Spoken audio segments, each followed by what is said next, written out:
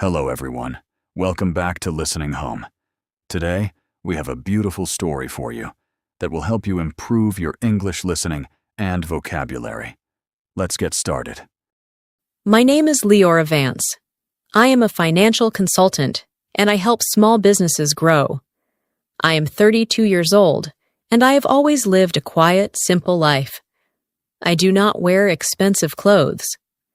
I do not talk about money, and I never tell people about my past, because sometimes silence protects you better than the truth. 3 years ago, I met a man named Callan Drax. We met at a small bookstore cafe. I remember that day very clearly. It was raining, and the windows were full of soft water lines. I was sitting alone, reading a book about business strategy. Callan walked in, shaking rain from his coat, and sat at the table next to mine. He smiled at me. It was a warm, natural smile. Not forced, not fake. "Is that book good?" he asked. I looked up, a little surprised. I usually did not talk to strangers. "It's useful," I said. "Maybe not exciting." He laughed softly. "Useful is better than exciting sometimes." That was the first time we spoke. Simple, calm, nothing special. But something stayed with me. After that day, we started seeing each other more often, sometimes at the same cafe, sometimes walking in the park. Our conversations were easy. He told me about his work. He was a project manager at a construction company. He worked long hours. He wanted to build something meaningful in his life. I listened. I shared small parts of my life too, but never everything. Callan was kind, patient, honest. At least, that's what I believed. After 6 months, he asked me to meet his family. I hesitated. Family meetings can change everything, but I said yes. I remember the first time I walked into his parents' house. It was large, bright, and carefully designed. Everything looked perfect. Too perfect. His mother, Tamsin, greeted me at the door. She looked at me from head to toe. Her smile was polite, but her eyes were cold. "Nice to meet you, Leora," she said, but it did not feel nice. At dinner, his father, Alaric, asked many questions. "What do you do, Leora?" "I'm a financial consultant," I answered calmly. "Oh," he said, "for big companies?" "Mostly small businesses," I said. He nodded slowly, not impressed. Then his sister, Brill, joined the conversation. She was sharp and direct. "So, how did you and Callan meet?" she asked. "At a bookstore cafe," I said. She smiled, but it felt like a test. "How simple," she said. The room became quiet for a moment. I felt something strange, something uncomfortable. They were judging me, not because of what I said, but because of what I did not show. I was wearing a simple dress, no jewelry, no designer bag, nothing that showed wealth, because I never needed to prove anything. But to them, it meant something else. That night, when we left the house, I asked Callan a quiet question. "Do they like me?" He paused. "They just need time," he said. That answer stayed in my mind. Time. Sometimes time changes people, but sometimes it reveals them. Over the next few months, I visited his family many times, and slowly I began to understand something. They did not trust me. I noticed the small things. His mother would ask questions about my background again and again. "Where is your family from? Why don't you talk about them? Do you own a house?" His father often talked about money at the dinner table, about success, about status, and every time he would look at me, just for a second, as if he was measuring my value. Brielle was more direct. One evening, when Callan left the room, she leaned closer to me and said quietly, "You're very quiet about your life." I looked at her calmly. "I prefer privacy." She smiled slightly. Or maybe you don't have much to say? Her words were soft but sharp, like a hidden knife. I did not respond, because I had learned something important in life. Not every attack needs an answer, but deep inside, I felt something growing. Not anger, not fear, something else. Distance. Then, one night, everything changed. It was Callan's birthday. His family planned a big dinner. Many relatives were there. The house was full of laughter, music, and conversation. I brought a small gift. Something personal, something meaningful. But when I gave it to him, his mother looked at the box and raised her eyebrow. "That's modest," she said. I smiled politely. "It's from the heart," I replied. She gave a short laugh. "I'm sure it is." Later that evening, I went to the kitchen to get some water. The door was slightly open. I heard voices inside. Tamsin, Brielle, and Alaric. They were talking about me. "She's too simple," Tamsin said. "She doesn't have a strong background," Alaric added. Brielle's voice was quiet but clear. "I think she's waiting." "Waiting for what?" Tamsin asked. "For Callan," Brielle said. "For his future. For his money." There was a short silence. Then Tamsin spoke again. "A gold digger." The words froze me in place. A gold digger. Someone who pretends to love, but only wants money. My hand tightened around the glass. My heart was calm.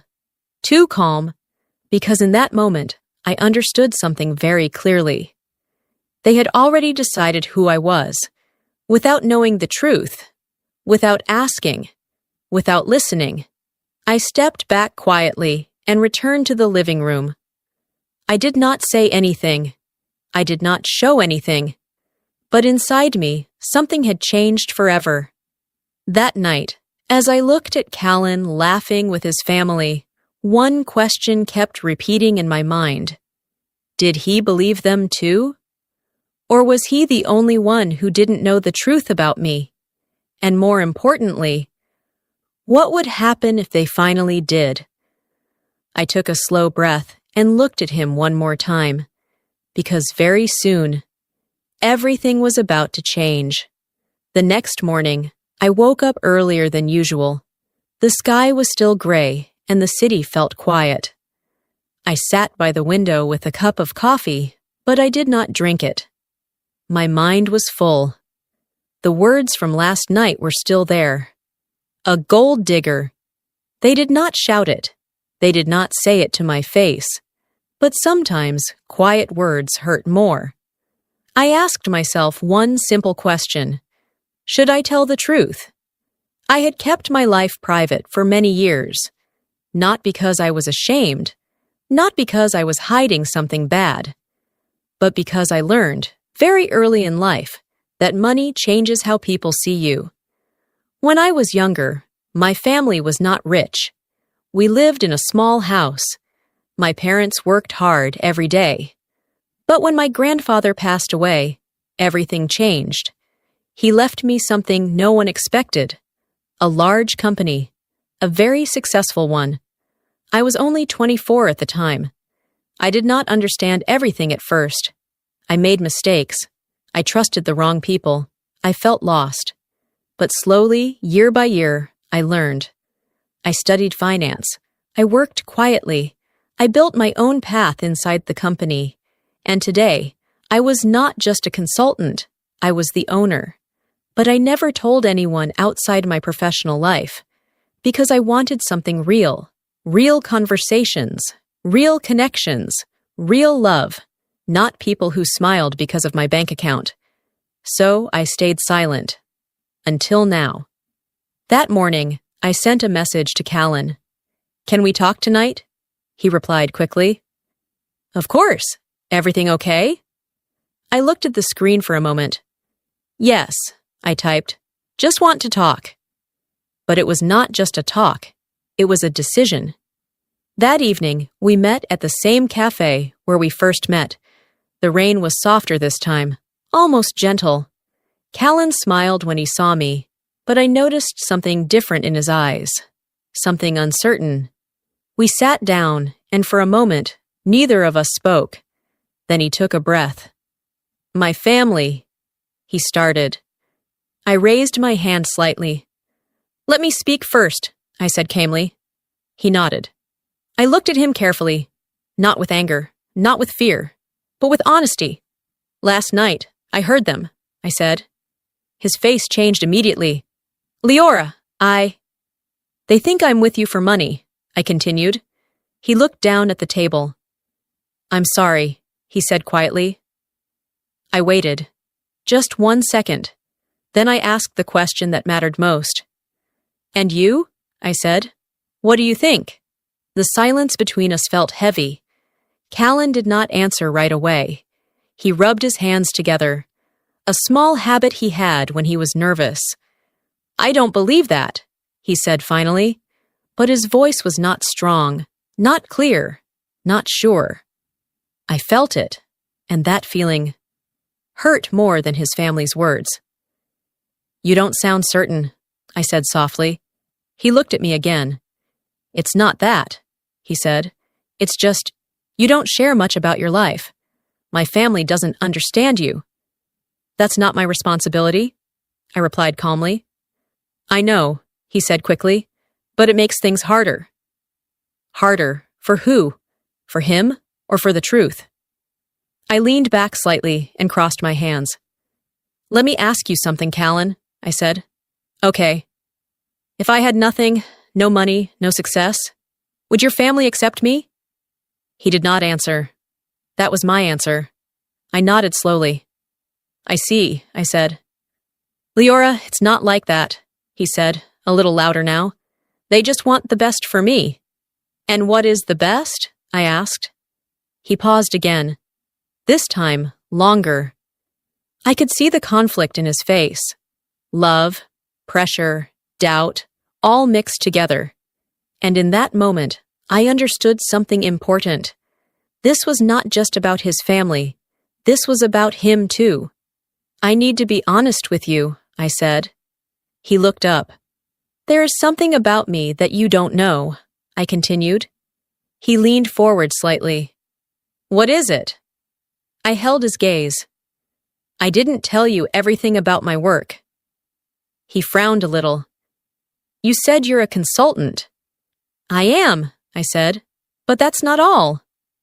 The air between us felt still.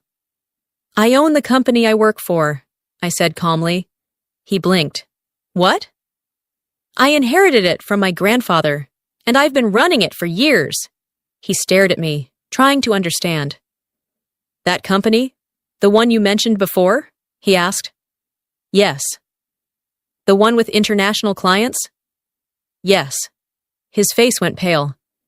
"That company is huge," he said slowly. "I know," I replied. "And you're the owner?" "Yes." The silence returned. But this time it was different, not heavy, not tense, just shocked. Callan leaned back in his chair. I didn't know," he said. "I never told you," I said. "Why?" "Because I wanted to see who you are without that information," I answered honestly. He ran his hand through his hair. "This is a lot," he said. "I understand," I replied. He looked at me again, but now his eyes were searching, trying to connect everything, trying to change the story in his mind. "My family, they think you want money," he said quietly. "I know," I said. He let out a small, nervous laugh. "This is ironic." I did not smile, because for me, it was not funny. It was revealing. "I'm going to tell them," he said suddenly. I shook my head. "No?" He looked surprised. "No? I will tell them," I said. "When?" "Soon." "Why not now?" he asked. I paused for a moment. Because this part mattered. "Because I don't want to prove them wrong," I said slowly. "I want to show them who they really are." He did not fully understand my words, but he felt them. I could see it. That night, we left the cafe in silence. But it was not an empty silence. It was full of questions, full of change, and full of something we could not stop anymore. The truth was no longer hidden, but the real test was just beginning, because very soon I would stand in front of his family again, and this time they would finally see me, not as they imagined, but as I truly was, and not everyone would be ready for that. 2 days later, Callan invited me to another family dinner. When he told me, his voice was careful, almost nervous. "They want to see you again," he said. I understood what that meant. They did not want to know me. They wanted to judge me again. But this time, I was ready. That evening, I stood in front of my closet for a long time. I looked at my simple dresses, the ones I always wore. Soft colors, clean lines, nothing loud. Then my eyes moved to another section, clothes I almost never touched. Elegant, sharp, powerful. For a moment, I thought about wearing something from there, something that would immediately change how they saw me. But then I shook my head. No, I would not change for them, not even now. I chose a simple dark blue dress, the same style as always, calm, quiet, honest. Because tonight was not about appearance, it was about truth. When I arrived at the house, the lights were bright, and I could hear voices inside, laughter, glasses touching, conversations. Callan opened the door. He looked at me, and for a second, he just stared. "You look the same," he said. I smiled slightly. "I am the same." He nodded, but I could see something different in his eyes now. Respect, and maybe a little uncertainty. We walked inside together. His family was already seated at the table. Tamsin, Alaric, and Brielle all turned to look at me. And in that moment, I saw it clearly. They had already decided what kind of person I was. Again. Tamsin smiled politely. "Leora, welcome back." "Thank you," I said calmly. Dinner began as usual. Small talk, light conversation, nothing deep. But under the surface, something was waiting. I could feel it. Every question, every look, every small pause. They were watching me, testing me, and I let them.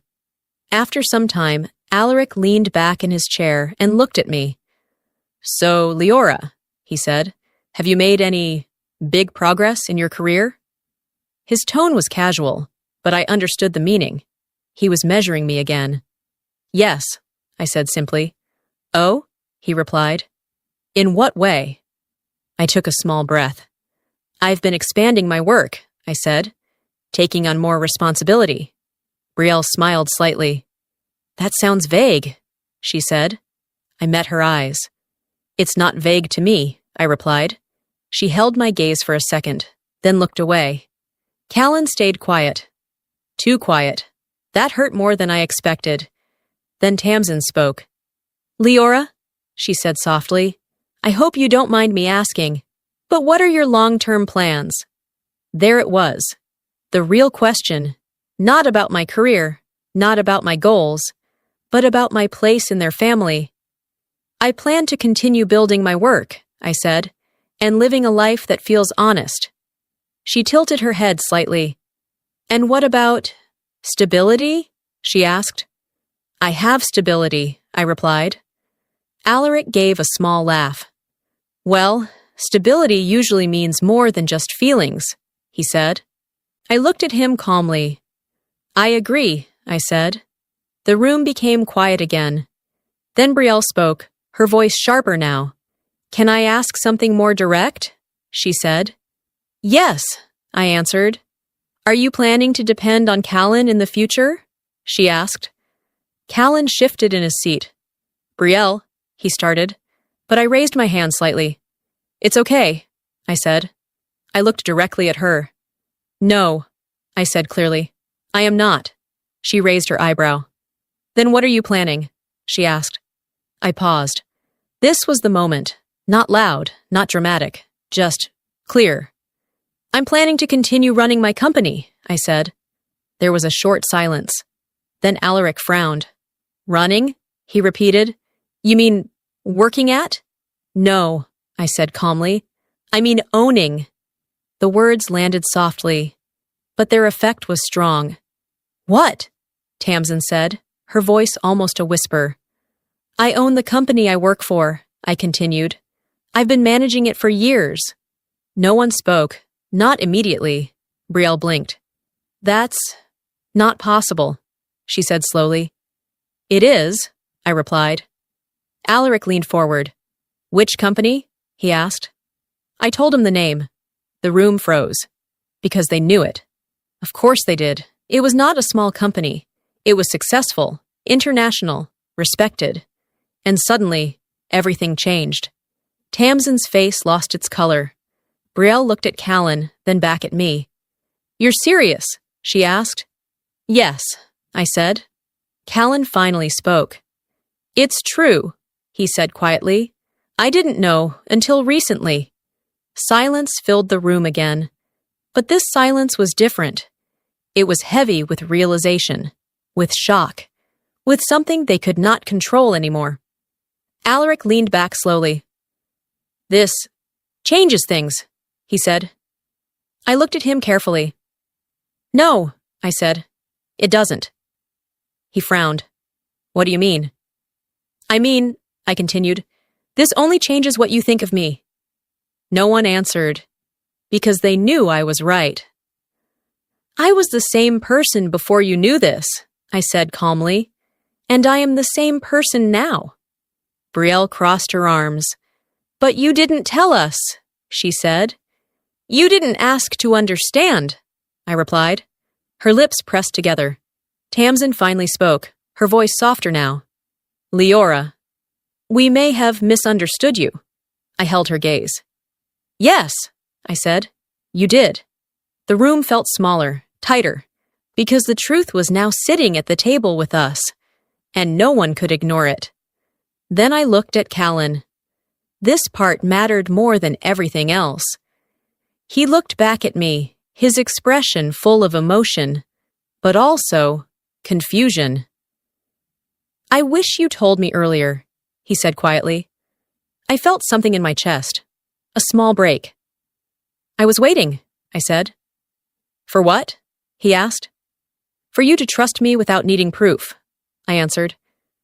He looked down, and in that moment, I understood something I did not want to accept. The truth did not bring us closer. It showed the distance between us. Because now, everything was clear, not just who I was, but who they were, and who he was. The dinner ended early. No one laughed anymore. No one made small talk. The energy in the house had changed completely. As I walked out of the door, I felt something strange. Not relief, not sadness, just clarity. Callan followed me outside. Leora, he said, wait. I stopped, but I did not turn around immediately, because I already knew this moment would change everything, and I was not sure if we could go back from here. I stood still for a moment before turning around. Callan was looking at me, but his eyes were not the same as before. There was something heavy in them, regret maybe, or confusion. Leora, he said again, softer this time, please don't leave like this. I looked at him calmly. The night air was cool, and the street was quiet. I'm not leaving, I said. I'm just moving forward. He took a step closer. I didn't know, he said. If I knew, I would have. I gently shook my head. That's the problem, I said. He stopped. You would have what? I asked. Treated me differently? Defended me sooner? Trusted me more? He did not answer, because he knew. His silence said everything. I took a slow breath. I didn't hide the truth to play games, I continued. I hid it because I wanted something real. I wanted someone to see me, not my money. I do see you, he said quickly. I looked at him carefully. "You're starting to," I replied, "but only after the truth made things clear for you." He looked down, his hands tense at his sides. "That's not fair," he said quietly. I felt a small sadness in my chest. "Maybe not," I said, "but it's honest." There was a long pause between us. Cars passed slowly on the road. A soft wind moved through the trees. "I care about you," he said finally. "I know," I replied, "and I want to fix this," he added. I nodded slightly. "But this isn't something you can fix in one night," I said. He looked at me again. "Then give me time," he said. I thought about his words. Time. He had asked for time before, and I had given it. But now I understood something clearly. Time does not change truth. It only reveals it. "I'm not closing the door," I said slowly, "but I'm not standing still anymore." He swallowed hard. "What does that mean?" he asked. "It means I need space," I answered, "and you need to understand what matters to you, without pressure from your family." He nodded slowly. "And if I do?" he asked. I held his gaze. "Then maybe we can talk again," I said. There were no promises in my voice, only honesty. He stepped back, giving me space. "I'm sorry, Leora," he said. I gave him a small, gentle smile. "I know," I replied, and then I turned and walked away. Not in anger, not in pain, but in strength. Because sometimes the hardest choice is not to stay. It is to walk away with dignity. In the weeks that followed, my life became quiet again. I returned to my work. My company needed me. There were meetings, decisions, challenges, and I felt strong there, clear, in control. But inside, I was also healing. I thought about everything that happened, about judgment, about silence, about truth. And I learned something important. People often decide who you are before they know you. And when the truth comes, it does not always change their hearts. It only shows their real thoughts. One afternoon, about a month later, I received a message. It was from Callan. "I've been thinking a lot. Can we meet?" I stared at the message for a moment. Then I replied, "Yes." We met again at the same cafe, the same place where everything began. This time, the sun was shining. The windows were clear, no rain. Callan looked different, not in his clothes, but in his presence, more calm, more certain. "Thank you for meeting me," he said. "You're welcome," I replied. We sat down. For a moment, we just looked at each other. Then he spoke. "I was wrong," he said. His voice was steady. "I didn't trust you the way I should have, and I let my family's opinions affect me." I listened quietly. "I've had some difficult conversations with them," he continued, "and with myself." I nodded slightly. "And?" I asked. He took a deep breath. "I want a life that feels honest," he said. "Not controlled, not based on fear or status." His words sounded familiar, because they were close to mine. "And what does that mean for us?" I asked. He looked at me directly. "It means I want to try again," he said. I felt something move inside me. Hope, but also caution. "Things won't be the same," I said. "I know," he replied. "It will take time," I added. "I understand," he said. "And your family?" I asked. He paused. "They are learning," he said. Slowly, I smiled a little. "Learning is a good start," I said. He smiled back. "And you?" he asked. "Are you willing to try?" I thought about everything, the past, the pain, the truth, and the growth. Then I answered honestly. "Yes," I said, "but slowly."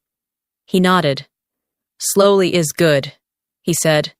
And in that moment, I felt something gentle. Not a big, dramatic love. Not a perfect ending. But something real. Something growing. And this time, It was built on truth. Not assumptions, not silence, but understanding. And maybe that was stronger than anything else, because in the end, this story was never about money. It was about value, the value we see in others, and the value we see in ourselves. And the lesson is simple. Do not judge someone by what they show or what they hide, because the truth is often deeper than what you see. And sometimes, the person you underestimate is the one who teaches you the most. Now, it's time to learn some useful vocabulary from today's story. Gold digger means a person who is with someone mainly for money, not love.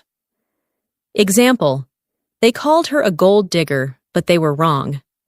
Judgment means forming an opinion about someone, often without full information. Example, quick judgment can hurt people. Privacy means keeping personal life or information to yourself. Example, she values her privacy and does not share everything. Trust means believing someone is honest and reliable. Example, trust takes time to build. Dignity means calm confidence and self-respect. Example, she walked away with dignity. Reveal means to show something that was hidden. Example, the truth revealed everything. Assumption means something you believe without proof. Example, his assumption was not correct. Now let's do some shadowing practice. I wanted something real. They judged me without knowing me. I stayed silent for a reason. The truth changed everything. I chose to walk away. I needed honesty, not approval. We can try again, slowly. I know my value. Thank you so much for listening and learning with me today. What do you think about Leora's decision? Have you ever been judged unfairly? Would you give Callan another chance? Keep practicing your English every day, step by step. See you in the next story. Goodbye.